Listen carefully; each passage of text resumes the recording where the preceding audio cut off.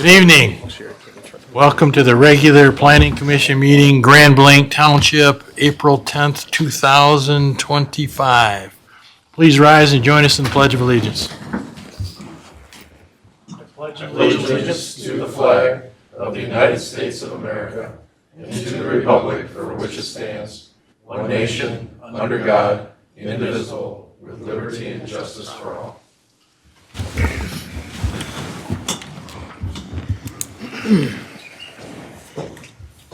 Let's see, we've got Planning Commission members present this morning, this afternoon, evening, whatever you want to call it. I guess it's not morning, I know that. Ms. Hugo, Mr. Andre, Ms. Coulter, Mr. Gellings, Mr. Johnson, Mr. Joyner, Mr. Hoffman, and Mr. Bush. 1, 2, 3, 4, 5, 6, 7, 8. We got one spot yet to be filled, correct? Yep, we're still working on it. So, next item on the agenda is an opportunity for public comment for anything that is not on the agenda. It's kind of a strange way of putting it, but we do have residential open space and a site plan review regarding Gemstone condos. So if you're here about that, we'll get to you in just a couple of minutes. But if you would like to approach or address the planning commission on anything else, now would be the time.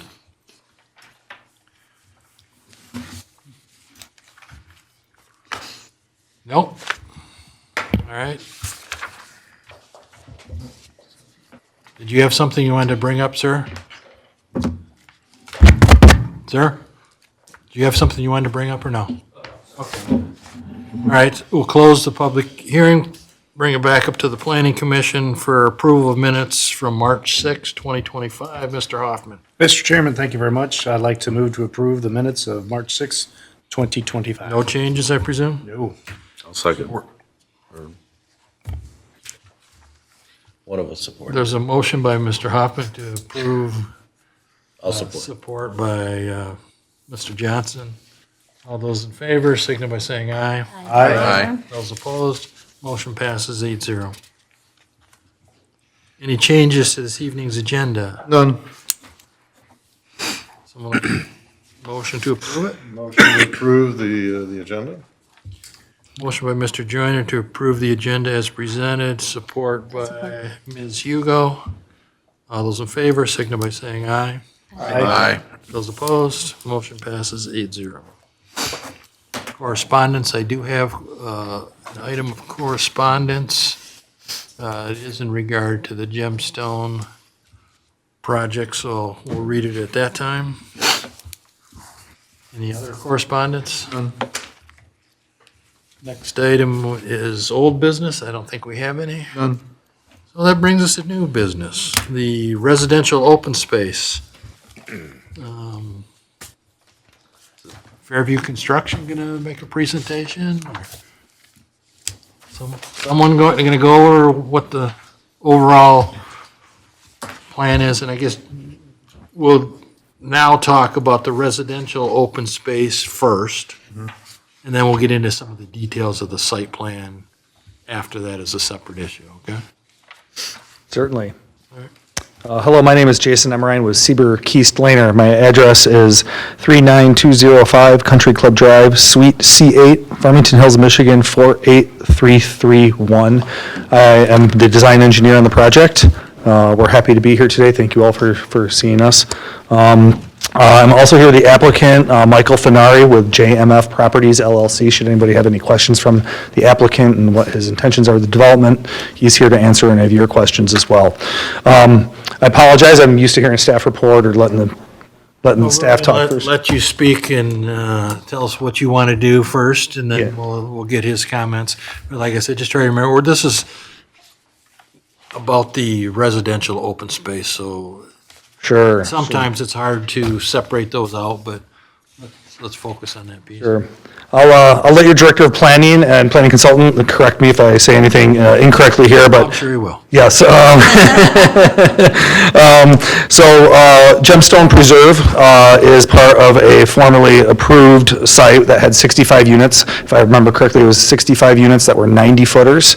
It's sat vacant ever since that site plan was approved. We are here now presenting the exact same number of units except with 60-foot lots.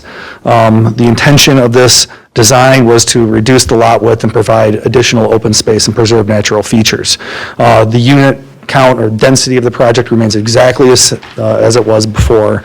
Because the site is zoned R3, we are pursuing the residential open space option, and we meet all the requirements within the ordinance for that. We actually also meet the requirements to ask for a density bonus underneath your ordinance, but we are not asking for such a density bonus. We want to leave the density the same way it was as it was approved, I believe, in 2003, if I remember correctly.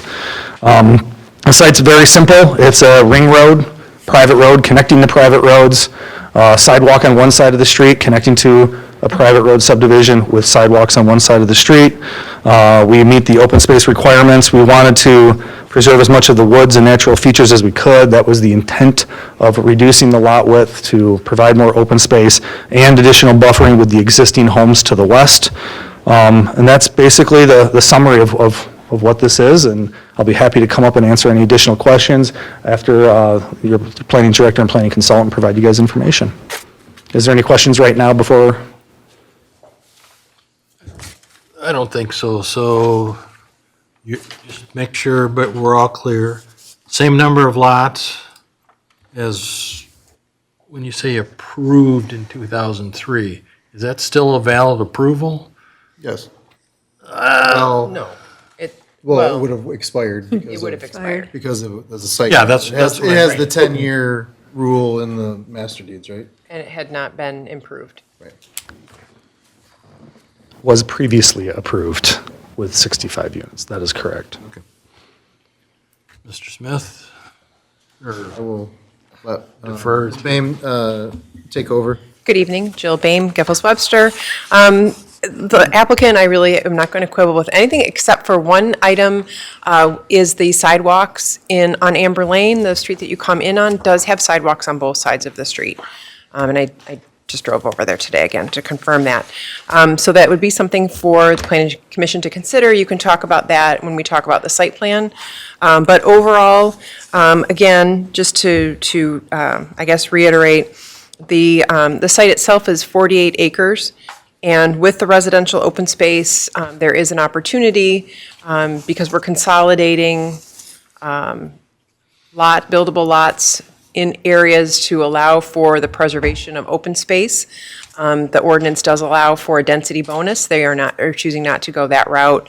Really, the function of this application is to allow for the smaller lot widths to accommodate the homes in a way that's consistent with the way it was originally approved. I guess I'll leave it at that for the residential open space portion, and we can talk about some of the other things when we get to site plan.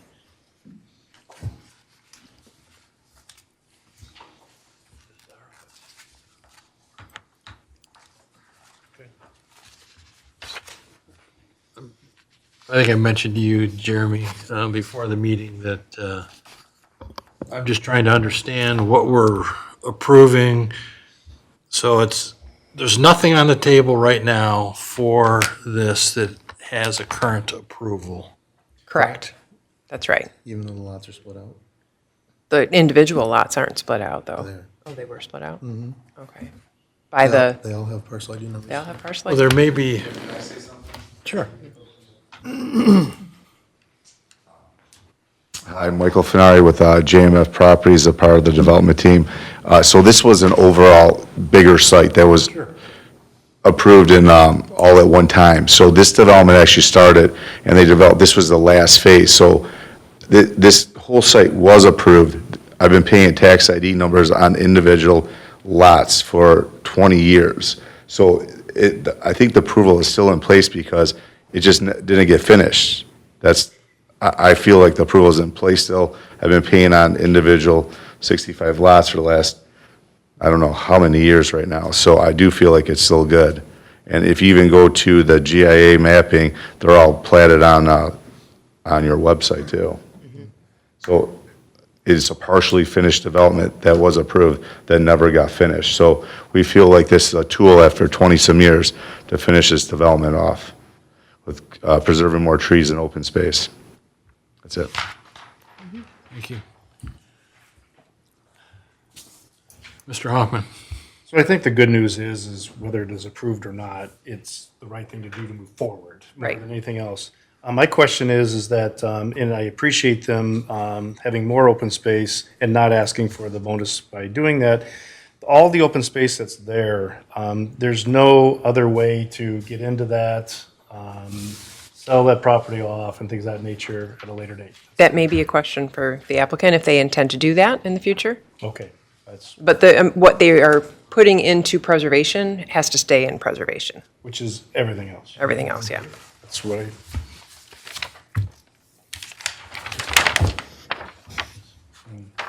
So that, yeah, I just want to understand the open space area, which is the best plan to look at? C6? the colored version. C6? Come in here, come in the back door.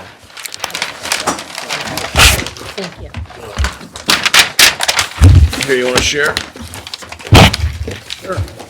So the area in green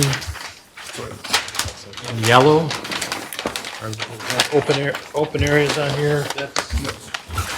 That is correct. And the ordinance doesn't allow easements to be included in open space, so you'll kind of see some big white stretches going across. Those are easements. We can't count that towards open space in accordance with your ordinance, but that is de facto open space, if you will. It's utility easements. Mr. Gillings, if you look at your map provided in your packet, this big open space to the northeast is a separate parcel that is not owned by applicant at this time. There is an outlot coming off of the other, I don't have it on the map, there's another road that comes in over here. It could be developed over here, but that's going to be a separate development that would have a separate approval. But that is not what. That is not part of this today, no. Something else. Correct.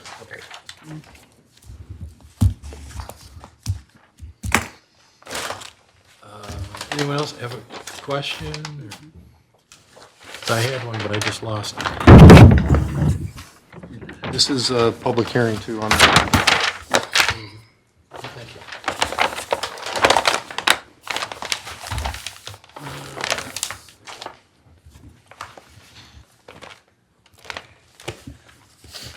I was going to ask Ms. Boehm something. I forget what it was.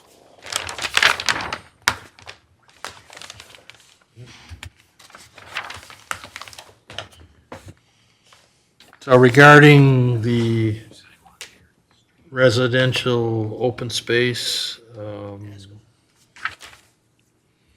we got the same number of lots.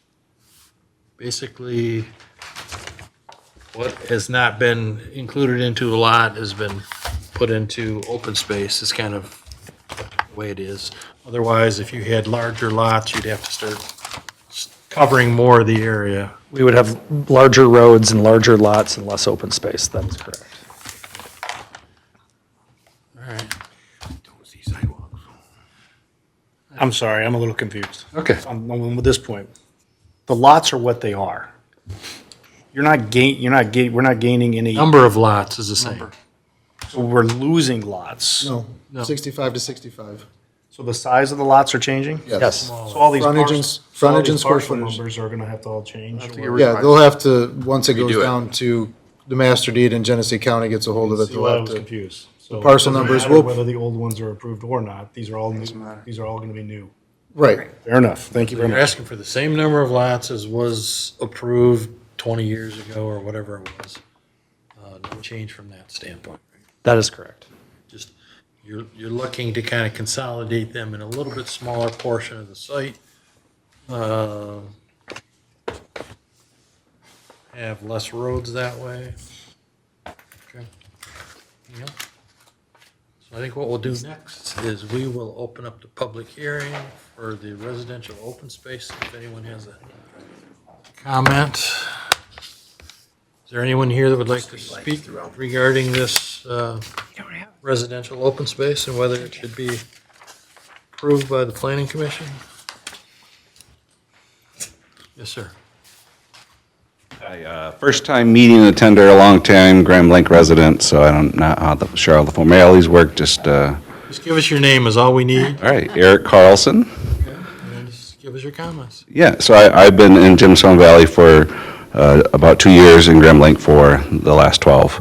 And just some questions I have, my understanding our roads in Gemstone Valley are private, and so those roads would be impacted by the construction of this new development.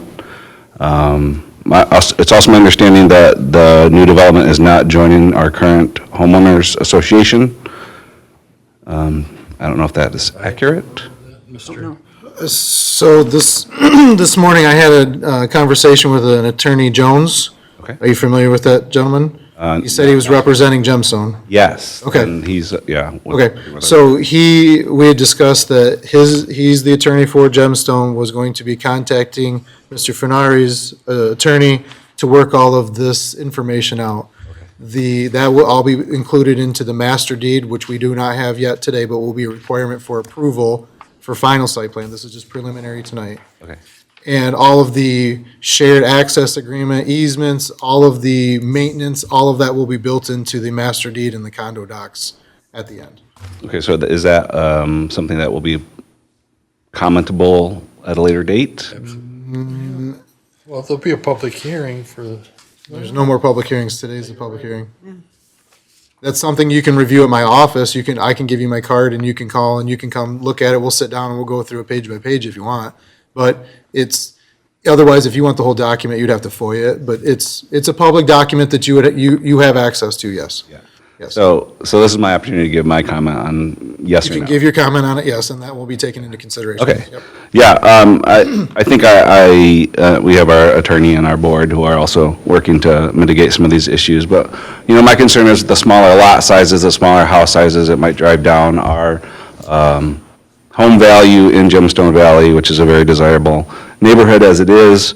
Again, the private roads and use of our pool that we pay fees for. My understanding is that's being used in some of the promotional material. If those things are not worked out, that doesn't seem quite honest as a representation to me.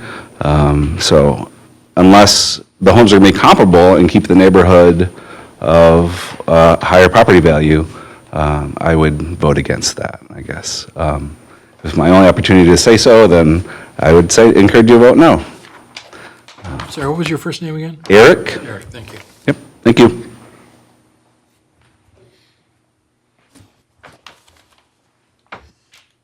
Anyone else that would like to address the planning commission regarding this the residential open space? If not, we will close the public hearing, bring it back up to the planning commission for further discussion. Mr. Hoffman? Thank you, Mr. Chairman. On the HOA, they're typically charged per household, not per value of the home or size of the home? The township does not get involved in HOA I business, didn't so. say what the township wants. I said Honestly, we don't keep track of HOA documents. We don't know. That's all done on the back end. Yeah, the last time I lived in a subdivision, it was every house pays the same, so I think that. Typically, yes. And you're leading to the idea that this is going to be in the HOA. It's not required. I know, but you were talking about how it's gonna be in the master plan and, So that's master deed documents that's recorded at the county. That HOA documents and all of that is a separate document that can be recorded but isn't necessarily part of the master deed documents. did the applicant give you any guidance saying that this part would be part of the HOA or not? All right.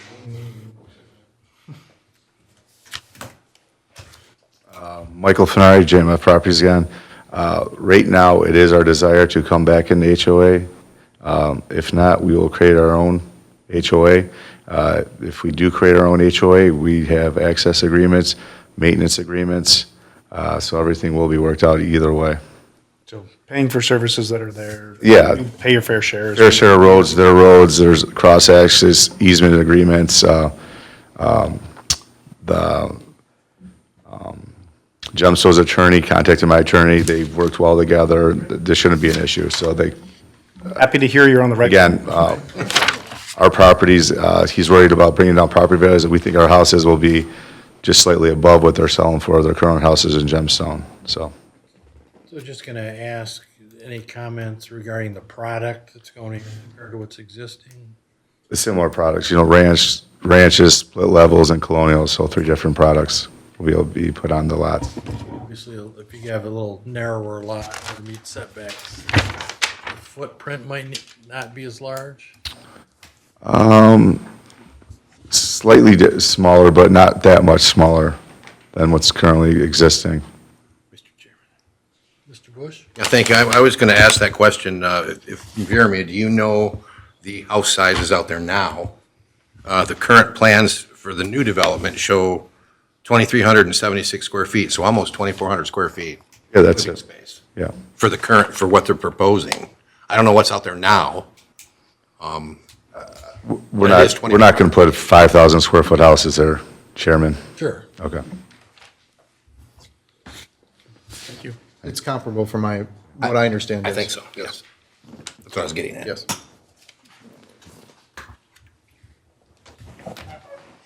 Any other comments from Planning Commission regarding, I guess, approval or appropriateness of the ROS for this location?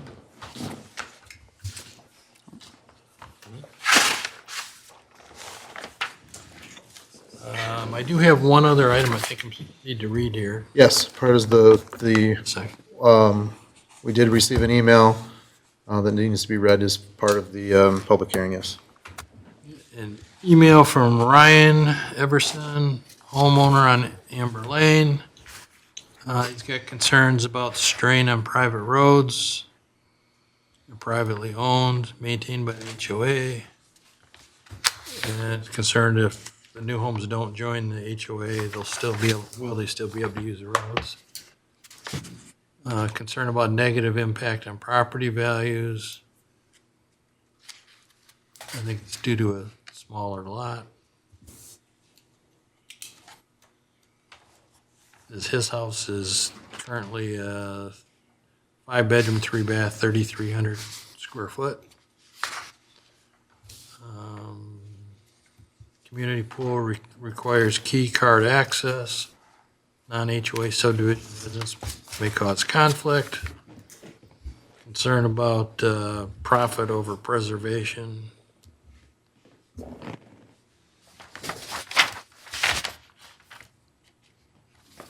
Says he's not opposed to a new development. Would support this proposal if the applicant complies with our current HOA bylaws on minimum lot home sizes and joins our HOA. That's the gist of what this says. So I want to make that part of the public record. Yes, sir, you had one other thing, just quickly. Eric Carlson again. So currently, there are no ranches or split levels in the development, as I'm aware.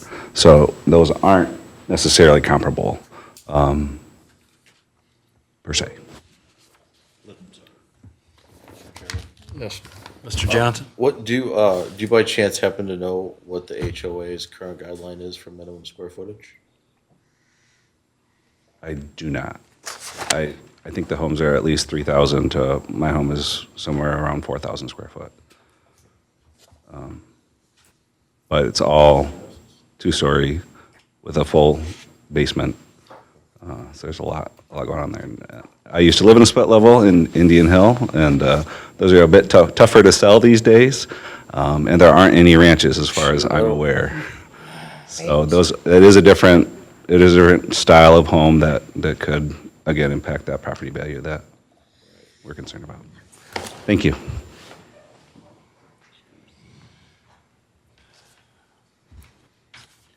Any other comments from any commission member? Mr. Hoffman always has something to say. Well, I was going to say, not to to take it too far, but the good news is that when housing values are done, they're not done just in the subdivision.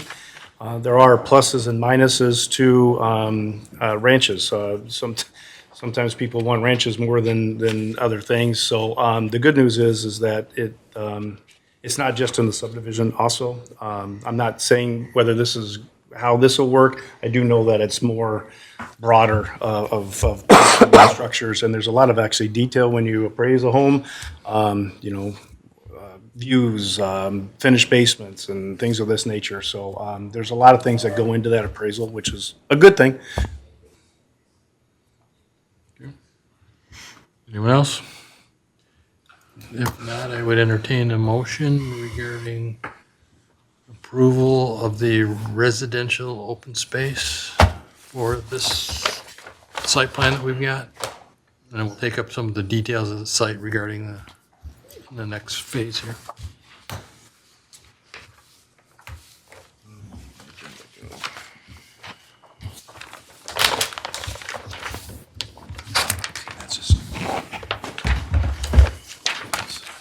Right. Are you going? Oh, go ahead. I'm going to move to approve ROS 25-001 for the Fairview Construction Gemstone condos for the residential open space, with details that are in the letters that we want to make sure that are, I don't think there's anything outstanding, but just in case there is. No, the rest of it will be taken care of in site plan. Thank you. So approval of the residential open space would be approval of the lot sizes as presented. Correct. So we have a motion by Mr. Hoffman. Is there support for that motion? I'll support. Support by Mr. Johnson. Any further discussion? I guess I better lean up to the mic. All right. All those in favor signal by saying aye. Aye. Anyone opposed? So the residential open space is approved by the planning commission. Now we will take up site plan issues. So this would be preliminary site plan review that would be conducted here. We want to make sure we capture any details that are appropriate for that. Who's going to do that? Yes, so the highlights of the site plan review considerations include, as I mentioned, the sidewalks. Planning Commission may wish to require sidewalks on both sides of the street as they are on Amber Drive, the main road coming into the development. When with respect to the private roads, just ensuring that those meet the standards outlined in the engineering standards for the township and related to the private roads. And additionally, signage, and then the road commission permissions that would be associated with that. You also may consider looking at streetlights, which may be beneficial for pedestrians in the area. I don't believe that Amber Road or the rest of Gemstone has streetlights. Do you? You do have streetlights on the, okay. So that may be an additional consideration to make for the extra homes. And those were the main highlights of the areas that we noted.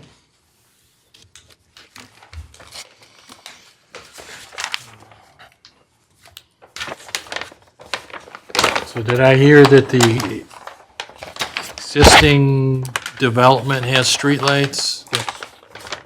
And I'm just curious whether there's plans for streetlights on this?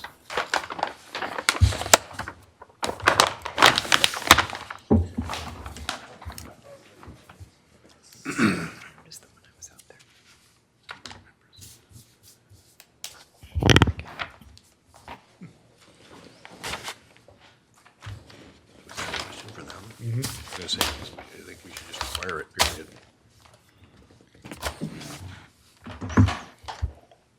Hi, Jason Emrine, Seaver Kieslaner again on behalf of the applicant.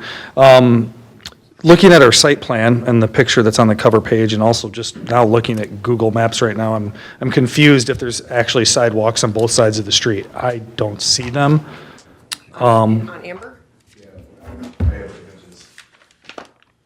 I know, I'm just looking at this map that's on my cover page. Everybody can turn to the cover page on the engineering plan set. And we were just looking at Google Maps, so if there, Here it's on one side. particularly where the streets connect, you can just look right on the cover page of my engineering plan set. So I'm confused at On Amber Lane? directly, just look at the cover page of the engineering plan set, there's only Looking one at sidewalk. An app, like Google Street View that show, I drove over there this afternoon, and there are sidewalks on both sides. Am I not, you,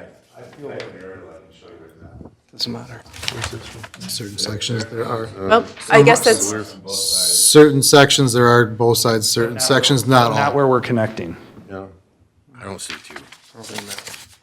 Yeah, there's certain areas where there's two. We would have put two in on our engineering plan set if there was two on the roads we were connecting to, and there's not. So, Two. I see two Then it here. goes to one. Mr. Chair, I have a question for the applicant. it's really patchy Andre. through there, isn't it?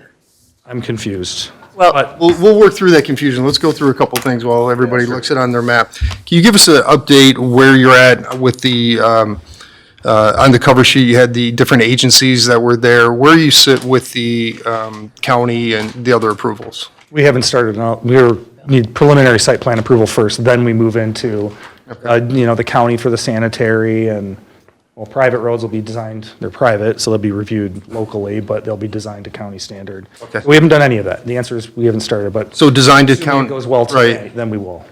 So designed to county standard. Correct. Okay, which typically will have sidewalks on both sides of the street. And so in this case, I think it would be prudent, regardless of what's ever on Amber Lane, that we incorporate sidewalks on both sides of the street, and fully within the cul-de-sac as well. On the, I think you guys did a good job in representing the open space on the color plan with the open space areas. So it's indicated that it's going to be a conservation easement.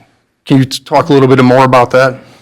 Well, it'll be, a conservation easement, if the municipality requires it, we would make an easement exhibit.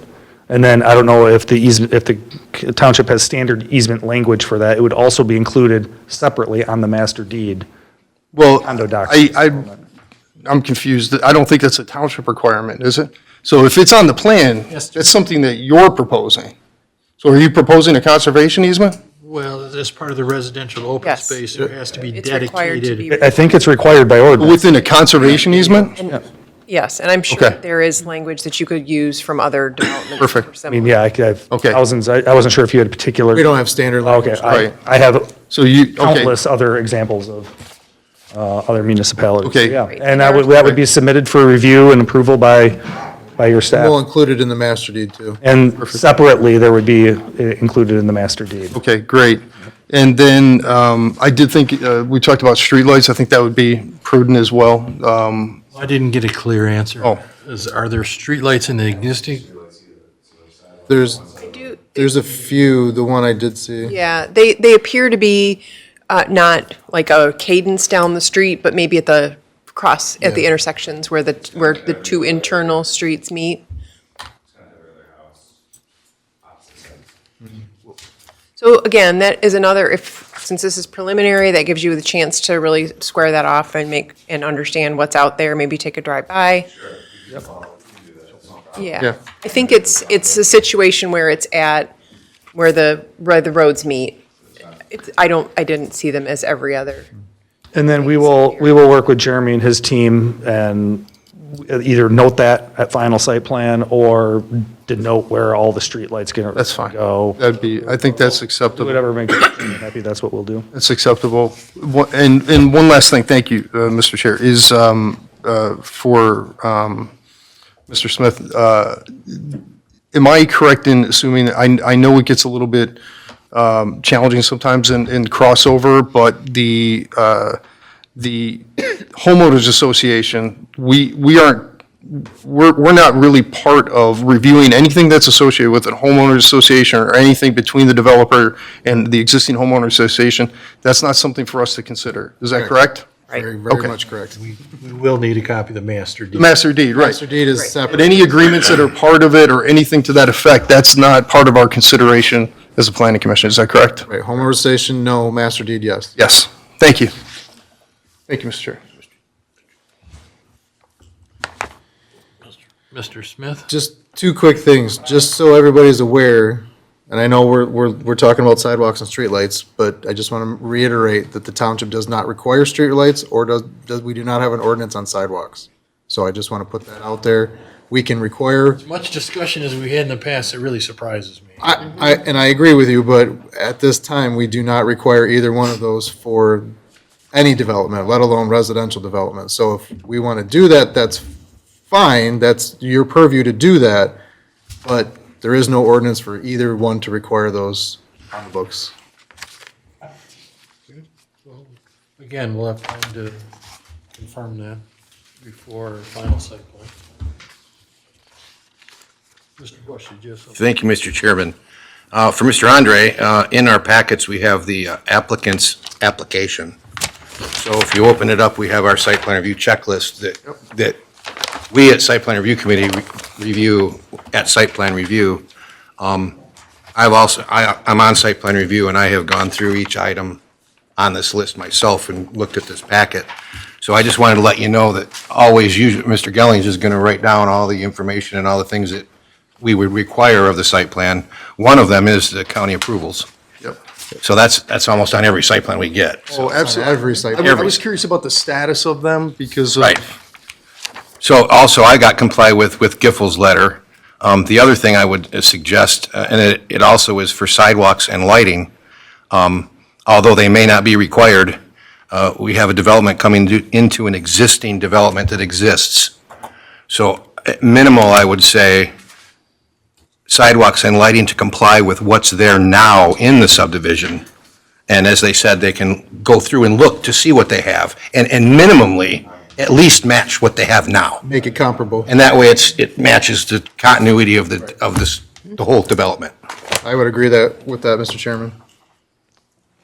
Mr. Chairman, if I may, the applicant agrees to everything that Commissioner Bush just mentioned.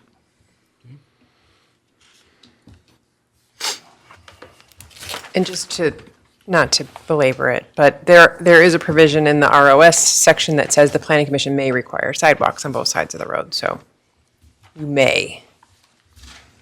To me, it makes sense to match what's there, as Mr. Bush mentioned, just, And it is, and I will say that it is patchy through the existing gemstone.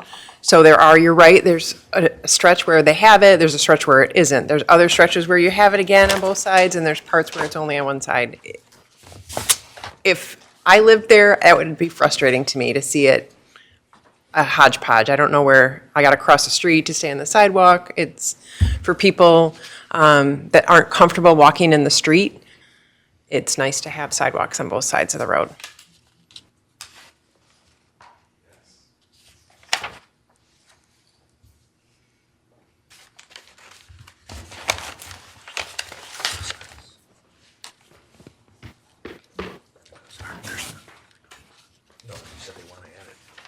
At least minimum, if you're going to have to. anyone else? I'm good with that. What's the date on the Giffords letter? Let's see right there. 27th of March. March 27th. We haven't had our township engineer, Rowe Engineering has looked at this, and their comments have been met. I'm going to leave that as a standing thing, that just comply with township engineer. And that's fine, that's fine. Mr. Chairman, the roll letter's dated March 20th, 2025, if that helps you. Get that. Thank you. If they're in compliance, you have to. Only time I give them to you is if there's this difference.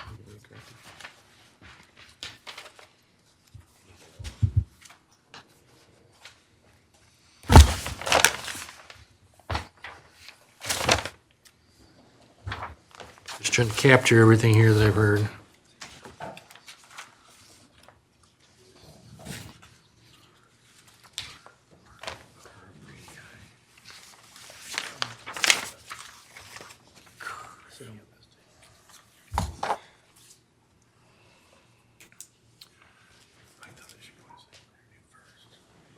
I did, I know.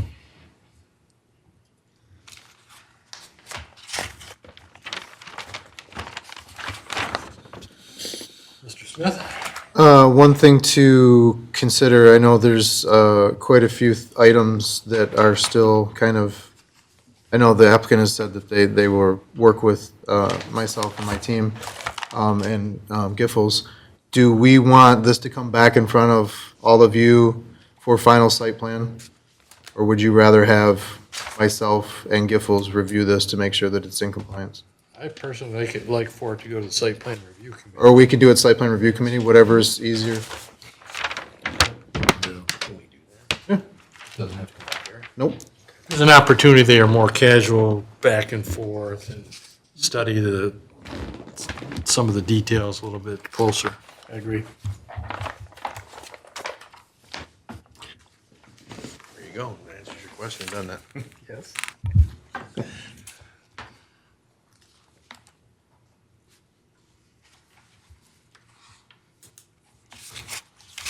That will save you a question I had for you, since it's going to SPR.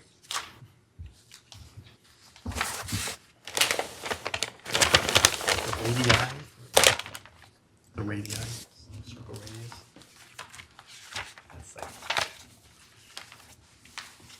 All right, anything else?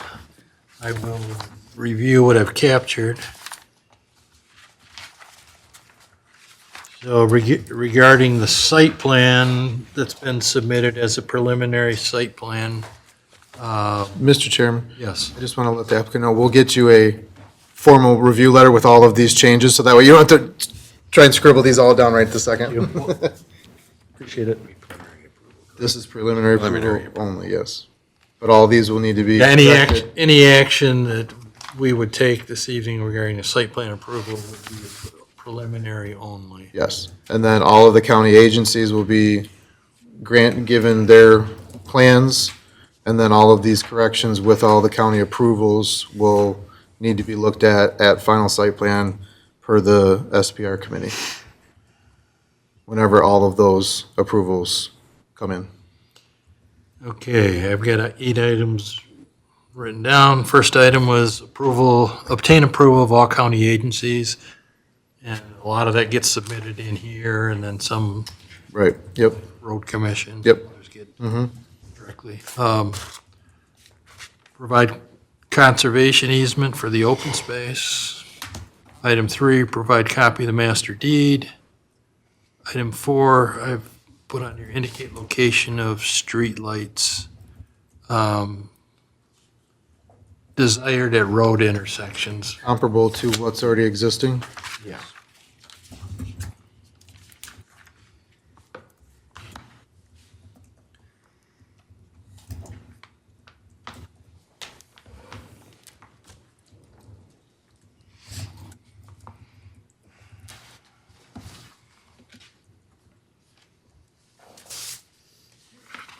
Item 5, comply with township engineer requirements and letter dated March 20th, 2025.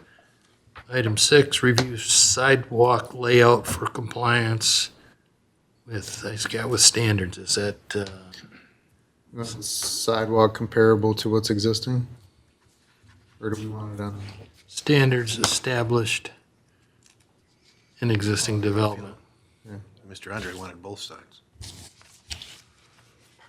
You may wish to be a little bit more clear on that for the applicant's benefit, because as we did note, there are areas where they're on both sides, and there are areas where it's just one side. So I think some clarity for them, rather than just saying comparable, because that could be either one. Well, I guess I don't know what's there right now, because I can see on one map that there's on one side, and I'm okay with that if that's what you're doing here to match what's there. But if it's, Maybe I would suggest that you indicate your preference, and then let the applicant work that out, and you can discuss it again at final review with the site plan review committee. I guess I'd like input from the rest of the planning commission, their thoughts regarding sidewalks on one side or both sides. My preference is conformity, so whatever they're doing with the existing development, I would like to see done in the new development. Mr. Hoffman? So with that being said, the problem comes in is that to conform with what they're doing over there, it's a hodgepodge. Some of them, most of them are one side, some is two side. So I don't think we want to do another hodgepodge. So if we wanted, if, in my opinion, if we're going to vote for conformity, I would say one side on the new section. Or if you want to do two sides, that's another thing. But conformity is not going to work because that'll be a hodgepodge. Yeah, you're right, yeah. Okay. Mr. Bush, you have any thoughts on the sidewalk, one side, both sides? You can think about it while we move on to others here. I would be happy to have a sidewalk in my neighborhood, so, I mean, I guess if I lived in the neighborhood, I would prefer them on both sides. But, I don't know. See what everybody else is. Mr. Andre? I would say both sides, and I understand the intent to match up with what's there. However, this is a standalone development. And the way I look at it is, there's residents that will be part of this, that it's a standalone development. It's, we'll call it loosely affiliated with the rest of Gemstone. I look at it as a standalone development, and I think also, as Ms. Boehm said, there are provisions that allow us as part of ROS to require the sidewalks, and I also think about precedents. And I know of other projects that are part of ROS that would say, well, we don't want sidewalks as well. And I just think it's an opportunity to forget about what's there, correct maybe the sins of the past, include the sidewalks. Walkability is a major thing. If we're talking about denser developments, smaller lots, intent of that is to move out of those spaces into these areas. You have large open spaces, take advantage of them, be outside. That's the intent of it. Have sidewalks. That's my 2 cents. Thank you. Ms. Coulter? Yeah, I mean, clearly, we have the authority in the zoning ordinance to require sidewalks on both sides of the road, and I would support that. I think it just makes common sense that, there's a real advantage to having sidewalks, I mean, so that people don't have to walk in the streets, or that young children can play on sidewalks rather than, say, in the street or on somebody else's lawn or whatever. It seems to me it would be a selling point, even if you don't have children, So I would support sidewalks on both sides of the The street. applicant is 100% okay with putting sidewalks on both sides, if that is the pleasure of the planning Makes commission. it easy. Yeah. See, I don't want to shovel it. You got kids. Hey. All right, or,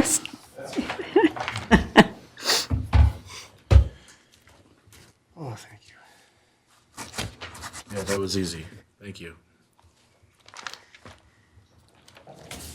It's been a long time since we've had an ROS, but I do remember most of them, we did ask for sidewalks on both sides. In the last, it's been a while. It's been a minute.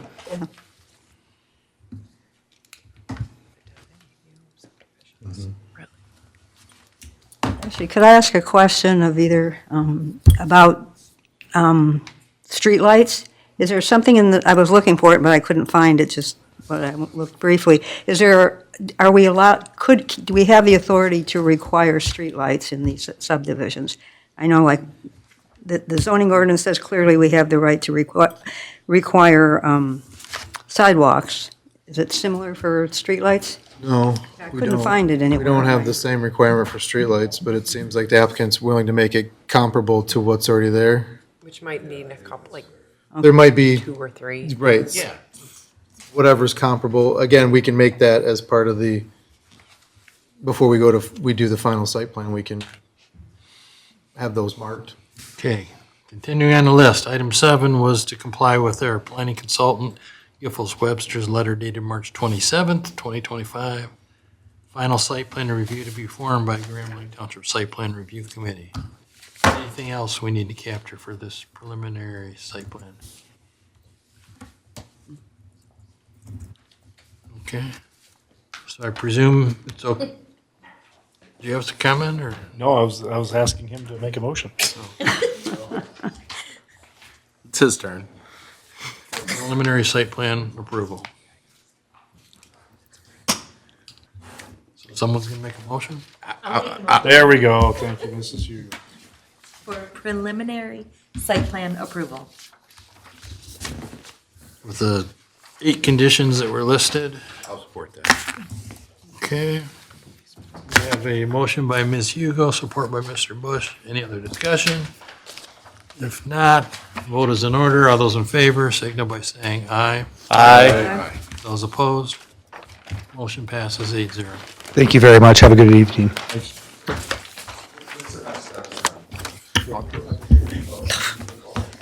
So we'll, call me tomorrow morning.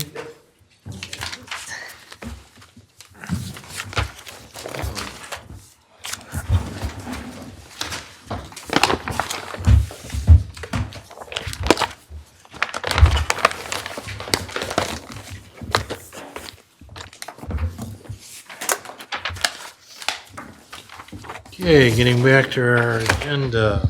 I'm going to step away. Okay, that's right. You got Yes, but a finally. commitment. Thank you, appreciate it. Thank you, everyone. that? We want to. I officially step away for the evening, Ed. You have to stay, make it a quorum or something. No, Mr. Chairman, I just make one comment on the last one. Sidewalks are great, and I'm glad we got them to do 2 on both sides. I drive around the township a lot, and people love to walk on the roads even with sidewalks. I guess, Mr. Smith, last meeting, we were talking about what would be some additional good items to include. I think we had to review sidewalks for the township. Again, We can look at it. yeah. I can tell you how it's Because probably there was gonna some go. Discussion about it, I thought they were These are in going in that the direction, but unless we got input from someone else that we couldn't do it, or. Here's my 2 cents. Commercial is gonna be very difficult to require sidewalks. Grand Blanc Township is very well built out. The time to do a sidewalk ordinance was 30 years ago. Obviously. You will never get those to connect. Yeah. And I agree, I'm not opposed to sidewalks, trust me, not by any means, but the time to do it was 30-plus years ago. And because of all the development that we have today, those would be finally connecting. If you look at the new Costco in Mundy Township, they required sidewalks on Hill Road that just die into the expressway and go to nowhere. We had the Why- same why- thing- why put 'em there? Same thing in Davison. We had an ordinance there and we had all the If you just sidewalks. give us a little plus minus summary, I think I'd like to just see it again. And that's, we have no problem adding that to the list of things that we can look at. I'm not opposed to taking a look at it. My suggestion may be to potentially look at subdivisions. That's fine. And maybe we just require them in Pops subdivisions. in my head, yeah. Sure, we want the feasibility, we want to be able to have that, access and being able, people to walk and safely and, at their homes, but commercially, I don't know how that's gonna go over, just with the brief discussions I've had with the township board. Maybe that's where it got killed last time. I think it is. I'll almost guarantee it. It wasn't me. Yes, we will take a look at it. We have no problem looking at that. All right, we got a couple text amendments we want to talk about? or- Yeah, so I will let Jill and Andy have been working on these diligently. Let's start here, because this Okay. one may, They're both a little, they coincide with each other. right, they're Because- gonna, these are a little, these are gonna require a little bit of thought, and it's not gonna be like a one-meeting kind of situation for these, for either one of them, really. So in the 2021 master plan for the township, there were several areas of improvement or recommendations, action items for future, and some of them were carried forward from previous master plans as well. One of the things that we are seeing in communities is the trend to consolidate zoning districts. You've got several, and as we note in the memo, we had with the, where's my little big chart? chart that shows we have 6 residential zoning districts, if we include all the different levels of residential. Is that really necessary?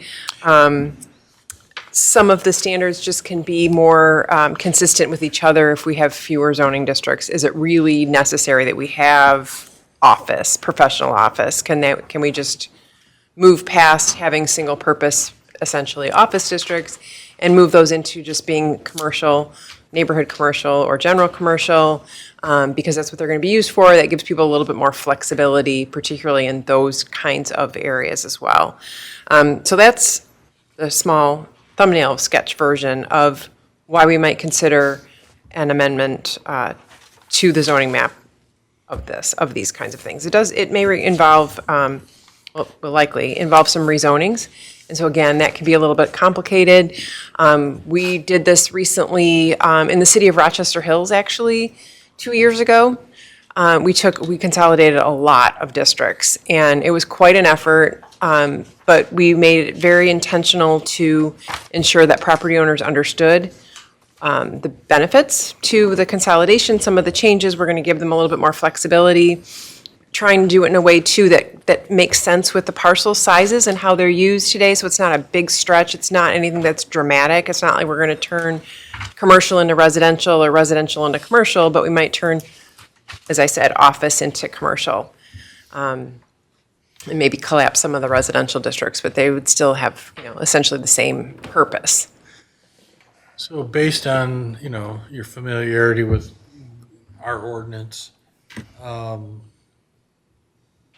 what changes would you envision for residential? Probably some of the, like we have, if we look at the R2 and R3, they're not really that much different between 2 and 3 units per acre. We've got some differences in the lot widths, 80 or 100 feet. Does it matter? Is that something that's just more straightforward if we go with one of those standards? I don't know that, if I was going to chart a course for this, I think I would probably focus first on the office to commercial assessment, and then we can look at the other ones as we see the need and feel comfortable. Mr. Bush, you got a comment? Just a couple quick questions. Thank you, Mr. Chairman. Let's talk about office service and professional office. And I don't remember when, but I think I was on the commission 25, 30 years ago when we added that. So my question is, you say trends. So 20 years ago, the trend was to add more. So here we are, 25 years later, now you're saying there's a trend to reduce more. So is this just a yo-yo 20 years later? Now we're going to come back to it again? That's my comment on office. Okay, would you like me to answer it? Because I have a Okay, really good answer. please, I was just please. going to say, I feel like 25 years is not exactly a yo-yo. And even if it was 25 years from now, that we did it again, We won't be here. that's more of a sassy. That's fine, no, that's I'm fine. sorry. So my yeah. serious answer, though, good. is that I think, Nails away. I think that 25 years ago or longer, when we first created zoning, right, we were thinking about how do we separate uses, how do we protect these individual uses from each other.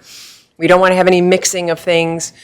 And that didn't really work very well. And now today we're saying, well, why can't we have some commercial activities in an area that's office? It already is commercial. What are the things that we're trying to prevent? If we're trying to prevent noise spillover into residential areas, traffic, lights, well, we can do that. We can regulate that with our site standards. We don't necessarily need to regulate the uses. So I think we've shifted from, so maybe trends weren't necessarily the right words, but shifted our thinking about zoning to not isolating uses, but moving more towards what do we want, how do we want sites to look? How do we want them to function? What is their relationship to buildings, relationship to the streets or to each other? And how do we offset, mitigate any negative impacts? That's probably a better answer than my first. And now, as far as the residential go, they're not that much difference in what I see in consolidating those particular ones are when you read our ordinance, it's almost verbatim, page for page, word for word, the first page of each requirement. So I agree, there's Talking about a lot of redundance in the All ordinance. 4 zoning districts? I'm not saying make one, Okay. I mean, say like 3 and 4, if we want to consolidate 3 and 4 or 2 and 3, I think if you read what the ordinance says, it's almost the same exact wording. Yeah. So it's 4 times in our ordinance says the same thing. And we So did. I do agree. Yeah, and we color coded this chart so that you can kind of see like R4 is really pretty similar to LDM, low density multifamily, because they both allow 4 units per acre. So in R4, we're saying we want housing to be single family only. And in LDM, we may be introducing ideas of duplex, triplex, quadplex, but at the end of the day, our density is still the same. So the only difference is that we attach some units in the LDM, we don't attach them in the R4. That's not necessarily a policy decision you want to make tonight, but introducing that idea. So one more comment, and that was to our conference we just went to with different types of uses, different types of housing for people. Right. Low income, high income, they say that's the future, we don't have enough. Correct. So by consolidating, are we not thinking about that? To have the majority, to have that diversity, I Right. guess. I think you could actually flip that and think that this does give you more opportunities for more housing. If we said that the R4 one family, and I don't want anyone to get alarmed by it, but if we said that R4 districts, we're not changing the density, but we're now going to allow for duplexes or triplexes or even a quadplex, but we're keeping the same density. So if you had an empty lot next to you, could it be a duplex? It's going to probably it'll have all the same setbacks that the regular single-family houses have, but now we're allowing opportunities for additional housing units to be incorporated. So that might be an example, and that is something that communities are doing to address housing shortage. Even if we think back to the first item on our agenda, when I saw the application that, they could have all of these units, but they're only going to have like a third of what they could actually have, that was my first thought was, well, why would we do that? Why would we not want more housing to go in there? Why would we not want them to have as many houses as they could build? But that lot doesn't quite work for that because it's got all those natural conditions that sort of preclude that. So it makes more sense to do it that way, and that may be good enough for that property, but that is something to be mindful of, so thank you for bringing that up.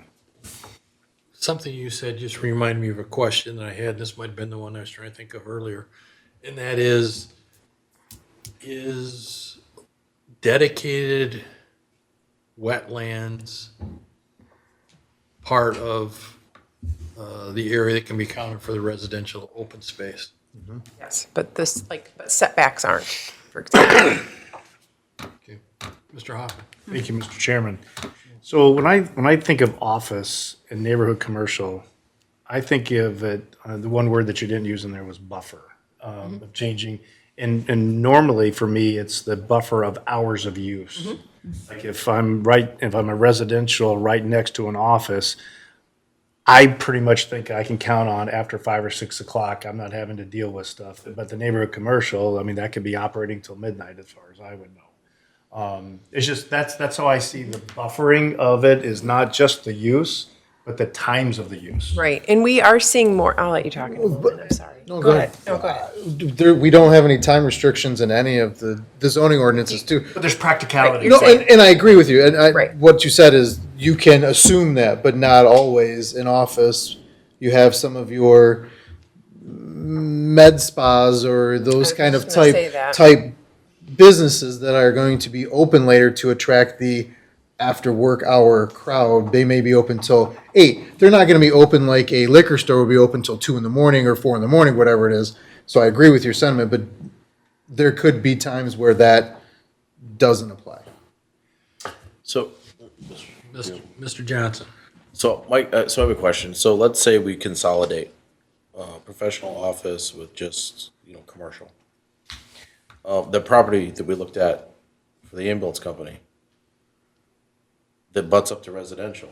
Yep. That would then rezone that so that I could move an ambulance company or something else like that into that area that would butt up to residential. Yes, and that was going to be part of what I was going to say. We have up and down Holly Road, up and down Dort Highway, up and down Saginaw, where the majority of some of these office or potential PO and OS are already there, if they get consolidated, because if you think about it, in NC, anything downzoned in PO or OS is allowed in NC as well. So I guess from a business standpoint, I'm excited about that. As a resident. Correct. I would And I not think be happy at all. where Joe was going with that, as I agree with too, is that there will have to be consideration on the use, buffers, trees, fencing, to protect the residents that are already there. Or potentially could be there. If there's, an open space that's, it's a vacant piece of property and it's, residential, there could potentially be a subdivision there. We don't want to pigeonhole that subdivision to have to deal with the whatever that's going to be out on. But isn't that why we came up with the different types of zoning in the first place? Put those buffers in play? There is, but if you go up and down, if we look at our zoning map and you look at some of your bigger OS or PO properties, they're vacant. Because you can't get anything to be built in there that wants to be built there in a higher trafficked area. There's 3 or 4 parcels that, since I've been here, that have been, the businesses have not built because we told them they couldn't do, if they would have been able to go to neighborhood commercial, those properties would have already been built on. And I would say too, that there are places, where we have like office service or professional office, it's not right in the middle of a neighborhood, and it's not like it's there and there's nothing else. It's often a clump of office, a clump of commercial, a clump of office again. It's more, and there's residential on both sides that back up to neighborhood commercial and office service, even right within, in this area. Sorry, can you repeat that? The lots are a Up little and bit down Hill bigger. Road, the zoning bounces from office to neighborhood commercial to office with subdivisions. And that's on both sides of Hill Road, and there's subdivisions behind all of that on both sides of Hill Road. So there's always gonna be that residential element to it that we'll just have to account for. Oh, as far as- And that's somewhat already built into the book for if it butts up to residential. You've got You those already setbacks. have the setbacks and the buffers and things of that sort, but they could be expanded upon. I guess my position on that would be is that that's fine, I get that. I mean, there are people that buy houses in, next to commercial areas. All the time. But what we're talking about doing is taking somebody that bought a house next to like a neighborhood commercial or residential commercial, and now making that just straight commercial. And I guess, to me, it would seem like a lot more legwork from the township standpoint to go in and do it on each individual basis, as opposed to be able to direct where we want different types of developments to. And something I Coexist. was thinking about was, this is a major undertaking. This might be something that we get to almost to the finish line, and then we put in the next master plan. Well, if I may Mr. Bush? type in, I was going to say the exact same thing. Because that's a big function of Correct me if I'm wrong, it's every 10 years? 5 to Five. 7. We did one in 2001, so we're going to start a new master plan next year. And the next, you're. And I heard The Jill, review. You don't have to update the plan, but you will review it. however, I heard you say possible rezoning of Right. land. Right. Perfect. Jeremy, you're spot on with, we should handle this with the next master plan change. Yeah, I definitely. If we have the time to do that. I don't see why we wouldn't. We're knocking out a lot of the things that were in the old master plan, the one we did in 21, the one before that. There's things in there that never got addressed, and from what I'm seeing, that we're taking care of right this second, and these two today are part of that we're trying to take care of. At the next one, when we do the next master plan, we'll have a lot of this already knocked out. Obviously, I think there'll it's- still be more changes, Yeah. but we won't have near the list that we have that we're working on today. Right, right. And I think one way to think about it is we can start looking at what's permitted in all of those districts. So really looking at the use matrix and comparing them side by side, looking at the map and seeing where they are. And again, if you don't want to like go the final step with it, but we continue to workshop it for some time, it's good because it's going to take a while to get through it. How often do we want to do a zoning map change? Do we want to do it twice, or do we want to do it once? In your opinion, Jeremy? I mean, we do rezonings all the time. I mean, since the master plan, we've done 9 zoning changes? I mean, as far as blanket though. Oh. We're pretty much talking about doing a blanket. Right. If, I would recommend, if we're going to do like moving office into commercial, we do that separate from residential discussions. Like, because a more focused approach is less confusing to people. Yes. And what about workshops? Should we be doing this at a workshop opposed to? Yes? We can. I mean, we're going to have workshops how everybody else for the feels. master plan, but I mean, this, I That mean. seems like a better scenario, better setting. Well, but We'd I have mean, more time. we're workshopping it right now. I mean, Yes. we're, if we don't have anything on the agenda and it's not, you know, we don't have 4 things on the agenda and we're just working, I mean, we can piece this every Right. couple meetings. Right. You have seen property owners come in for a request to rezone office to commercial. We had that not that long ago. So that might be something else to consider, is talking to some of the property owners as a workshop item as well. But I think really, like, the ordinance hasn't been updated with even just the uses. Like, it'd be really nice to just clean up some of that stuff. Some of it's really old. And add a few things in there And that add are, some that are things that more are applicable missing, yeah. in this day and age than there is that were 20 years ago or whenever. there Right. was This is really- kind of one of those things where you, like, look at your kitchen and you want to change the countertops and you end up replacing the hardwood floors throughout your entire house and repainting everything. Okay, I have a question about this Saginaw corridor to study 2008. Are we switching? My question is, I mean, no, in terms of, next time we do the master plan, it seems to me to make sense to merge that, you know, the whole issues about developing the Saginaw corridor into the master plan instead of having it separate, particularly since it's, what, That, yeah, that almost was 20 years old really the now? history of it. It was pulled forward in the 2010 master plan and the 2021 master plan, the concepts for it. And I think it just was like, I mean, just- refer to that. Yeah, But but I yeah, think we to should really just include it merge in. it. I mean, instead of having a separate. And it's been some 2008 time. Saginaw corridor So plan. that was 2008. I'm confident that my very first meeting with you all was the final meeting to present that document, that study. And I was like, this is so cool. This is going to be really fun to work in this community. And so it's been a minute. So fun to work. I mean, you sound like I- there was a butt to that. Oh, I thought this was going to be fun Back to in work the with this day. no, I think that was a really bold vision that you had to do all that. A lot of the things that you've done, a lot of things that you were planning in the mid 2000s, the mid aughts, is that what we say? Right? And then we had the recession and things changed and all of those things. But that's a good one to maybe take a look at again and say, you know, what are the things in there that we thought were really good ideas, and what were the things where, like, that's just not ever going to be? What can we do? Right. And I think the notion of keeping it separate is easier to modify. Let's just say there's something that doesn't quite fit 100%.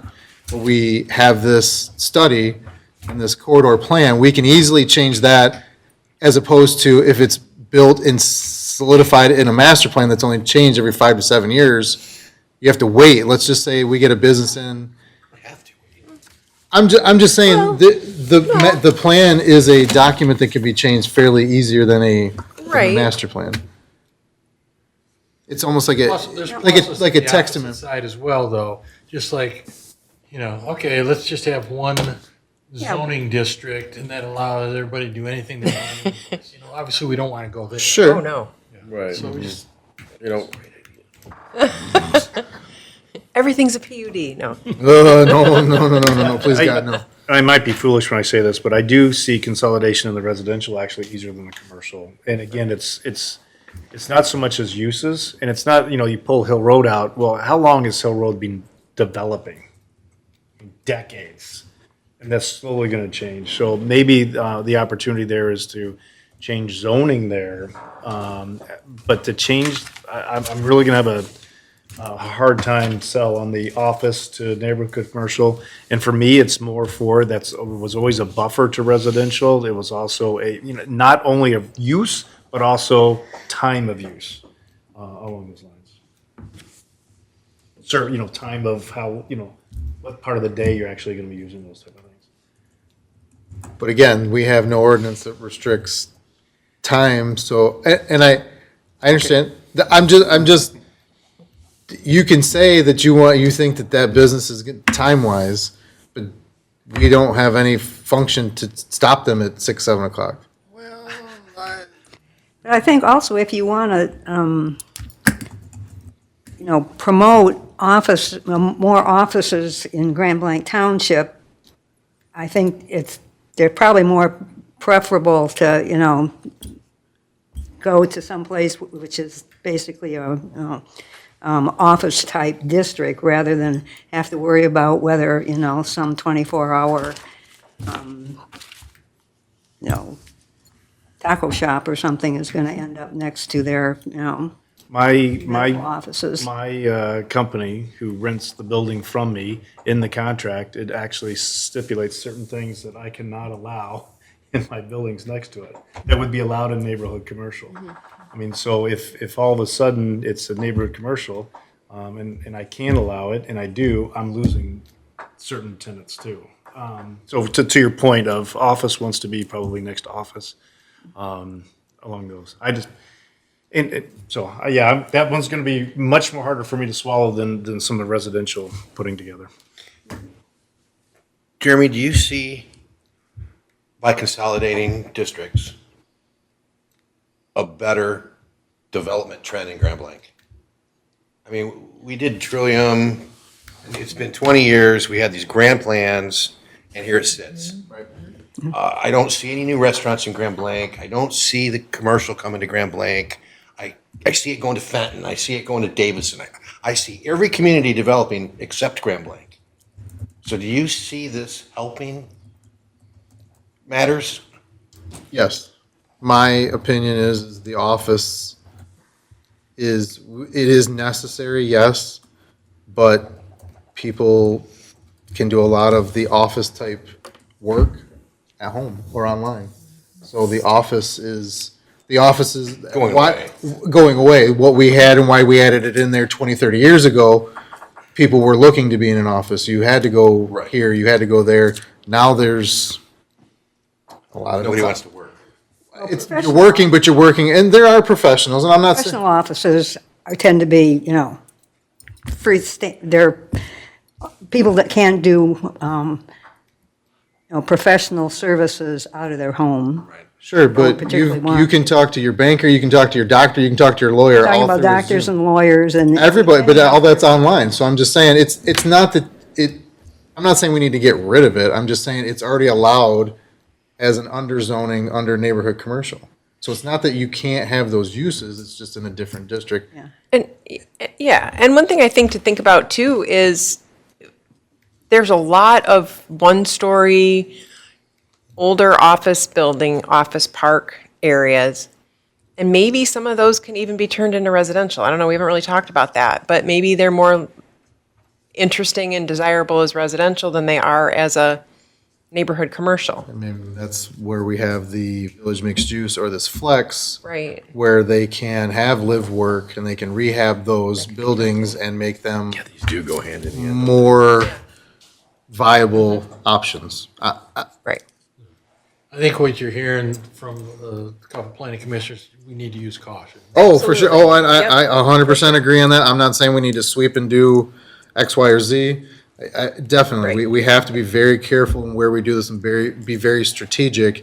And that's why my comment is that when we do the next master plan, I can see a big blue spot, 2 big blue spots on that zoning map that's on the wall over there that I know if they were flipped to neighborhood commercial, they would already be built on today. In certain areas, let's just say like Hill Road, maybe it doesn't make sense. So maybe that's, again, this function of maybe not consolidating, but maybe it's re-looking at a handful of parcels that we feel aren't zoned properly. And we haven't talked about this, but another thing that we could do is consider this to be like a land use study, where we would be studying to see whether we want to make changes to the future land use plan. We don't have to wait 5 years. If we get through the study and we say, yeah, this makes sense, let's align the master plan first, and then we can go ahead and continue the rezoning. We can still do that. We don't Right. have to wait, but, And that, I think, updating the future land use map, because then that's the right. roadmap of what we want to see going in the future. So instead of just saying, okay, Yeah. we're just not going to take the current map and then just flip everything and consolidate everything, the future land use map gives those people the opportunity, if they do want to construct or remodel, then they have the opportunity to do that in those few that we feel that deem fit to change. Okay, you want to hit the other? Yeah, we can touch on the village mixed use one too. So, oops. This has been sort of lurking, maybe not even to the level of lurking. It's just been kind of hanging out there. This idea of the village mixed-use area came, I think, originally from the Saginaw Corridor Study, and then it was mentioned again in the 2010 Master Plan and after that as well. Really trying to create places at these nodes or intersections. Again, I think one of the things, if we think about what's happening in some other communities, we might see that newer development is, in many cases, more of a compact environment. So we did that with Tech Village Center. This would be a smaller scale. So like we had envisioned in the Saginaw Corridor Study, something that's more walkable, buildings are a little bit closer to the road. Thinking about those kinds of things and being kind of flexible in what we allow there. It might be residential, it might be office, it might be commercial. But it's intended to be uses that support the existing neighborhoods around those areas. So not gas stations, not car washes, not drive-throughs, but things that are more accessible, not in a car. All the things I use. Mr. Chairman. Mr. Smith? My question, going through this, I'm reading all of the village mixed use, and as I'm reading it going, we just did flex, we just did flex, we just did flex. A lot of this coincides with what's allowed in flex. One, is it better to flush this out and see where this goes, or would it be maybe better to see if, instead of having village mixed use, I know it's in the master plan, but we already have Flex One developed, and it's already in the book. Is that add to that already, instead of creating a whole new zoning section? We could look at it? Yeah. Sure. Okay. Thank you, Mr. Chairman. As I'm listening to this, I think these plans were wonderful. So then the question is why has not somebody come and developed this? And why have they chosen to go to other communities and develop things like this? What's the answer? I think part of it is we had an issue with infrastructure. We built so quickly in the 90s that we were not prepared for what came. So they put a halt on a lot of things in the boom, and in that, people still wanted to build, and guess where they went? Fenton, Davison, everywhere else, and we're still dealing with that aftermath. We are to this point now working on all of those utility items. The KCI project that's coming up from Oakland, that's gonna help alleviate on the south end of town. There's other projects where the city of Grand Blanc flows through our pipes too, so, and then the neighboring communities flow through our stuff too, so there's capacity issues too. So there's not just one thing, there's a multitude of things that I think are compiling into that, and we're working through those in certain areas, but it's not cheap. And it takes time to fix that infrastructure problem. So I think there are things that are controllable by us, and there's things that are not controllable by us. And the thing that I've heard consistently is our surrounding demographics as far as discretionary income is why we don't see as many restaurants and these developments coming in. Have you been finding that? Has anybody been saying that? No, the Time more, and time again, people have asked for in the city for the, what is the fancy grocery store? Whole Foods. Whole food type of thing. And the answer back from them is constantly, you don't have the disposable income and the breadth of the disposable income for us to be supported in that area. I haven't heard income, I've heard more traffic. And I Number of would, people. right, and I would argue that because if you drive up and down Saginaw or any of these surrounding major thoroughfares at lunchtime or dinner time, there's a lot of traffic in town. So I'm not exactly sure where, Does that come back to, then we have poor marketing? I'm not blaming anybody. No, no, I'm saying, but do and- do we need to increase our marketing? maybe, but I mean, it's, 'Cause I think my, it's and that's, we have digital marketing, but it's not, That's not really the same thing. I Yeah. think what you're getting at is more of a proactive economic development strategy where we say, here's the properties we have available, come in and redevelop. And which is a big challenge. If we think about the Saginaw corridor, that's already developed. And in some cases, and there's some vacancies, but there's businesses there. And they're not easily convertible to something that's maybe as consistent with this village mixed-use idea or the Saginaw corridor idea. And I think this original study in 2008 was to like, hey, let's see what we can do to upgrade this area, give people other ideas, give people other options. But part of the problem is, where do they go? It's an affordable area, and so that's, I think, and so that's the thing too, is like we talked about earlier, you do have a lot of Right. area developed. You don't have a lot of green space left, or, well, and a lot of the restaurants and the things that we're looking at, the Trillium PUD, Tech Village, all of that, there's a lot of vacant in that hasn't been developed. I mean, the PUD for Trillium, I mean, fell on its face once, well, you had a recession. You had the recession, so I And then mean, it But got did it though? sold. Because what would have gone there in place of it? there was a litany That's a of good- things that could that's a have good gone in question. there. So I looked at, That's an so interesting when I went back and looked at all of the stuff that was done back in the 2000 timeframe, and there were a lot of different developments put together. And at that time, I remember hearing a lot about big box stores. Everybody was trying to keep the big box stores out. Still are. And those PUDs did that. They kept people from being able to develop the way, unless we wanted them to be able to develop that way. If Trillium PUD didn't exist, it'd be solid car dealerships and dollar stores. I guarantee it. Mr. Bush? Now that you say that, let's backtrack to the zoning. So we start messing with zoning office, maybe getting rid of some office, making commercial. We just, as planners, said we've had enough gas stations. The board, I think, approved no gas stations within a mile, and we were allowed to do that. So as planners, and how many Dollar Generals is enough in Grand Blanc? Well, and that's just Okay, how many car washes are enough in Grand Blanc? And as planners, can we control that? I don't want to see a development happen just because it's a Dollar General. Now, I asked my wife, she wants 10 of them. But enough's enough. And as planners, we should be able to put our foot down legally and say, we don't want you here. Well, I don't mean, necessarily seriously. think that's the message I would want to send. But what I'm saying is that we have an opportunity to be able to kind of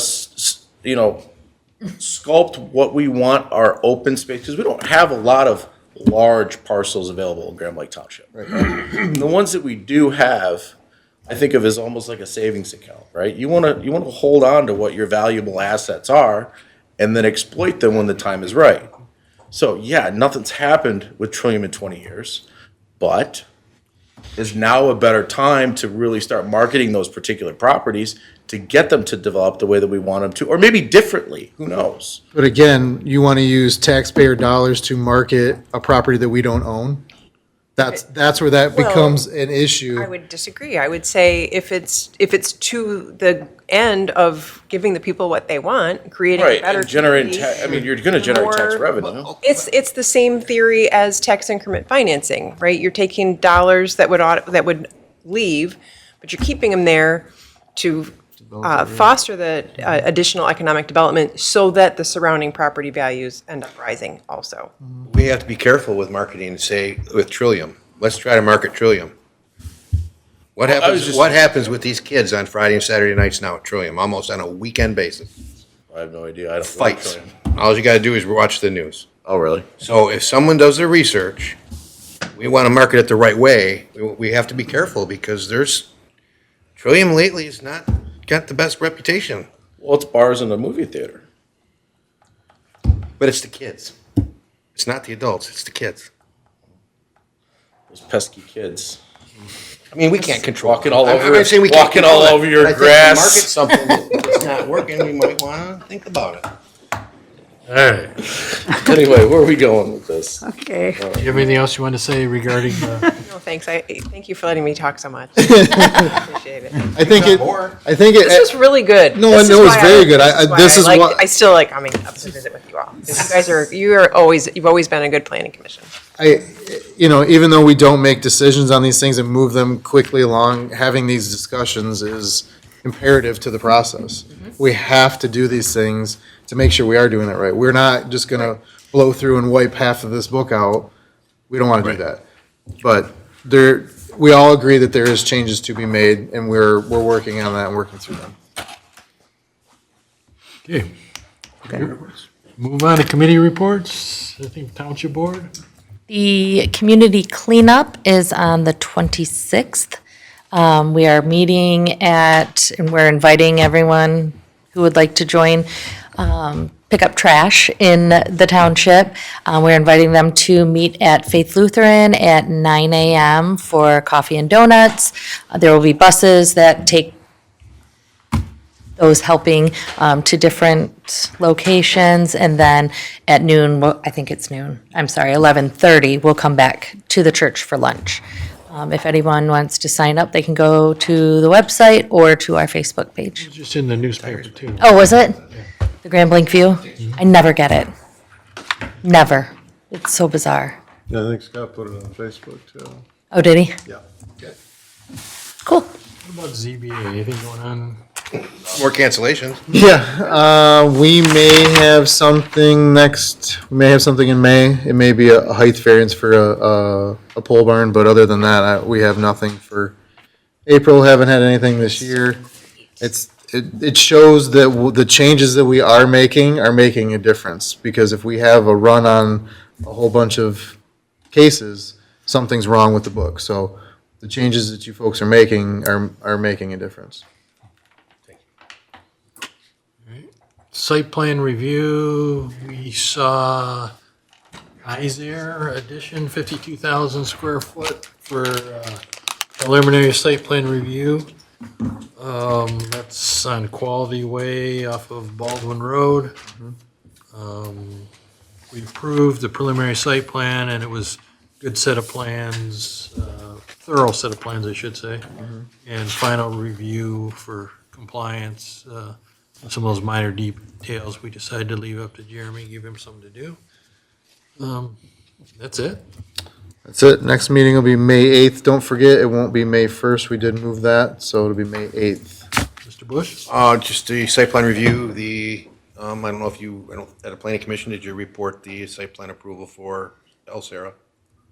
New Kia building? No. I didn't. So that site plan was, saw it. site Or did we? plan approved. I don't think we discussed We that. didn't tell them. That was a special meeting, don't forget.